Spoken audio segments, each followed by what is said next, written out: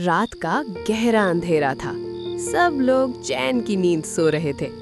तभी छोटा सा पपी टिल्लू अचानक भागने लगा, जैसे कुछ गलत हो। दूर से धुआं उठ रहा था, आग लग चुकी थी। लोग नींद से जाग गए। पहले समझ नहीं पाए, पर टिल्लू जोर जोर से भौंका। जैसे ही सबने आग देखी, सब घबरा गए। पर देर नहीं हुई, सब मिलकर पानी लाने लगे।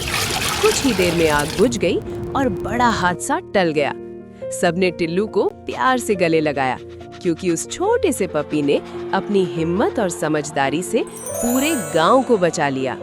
अगर आपको ये कहानी पसंद आई हो तो लाइक, शेयर और सब्सक्राइब जरूर करना और एक प्यारा सा कमेंट भी लिख के जाना।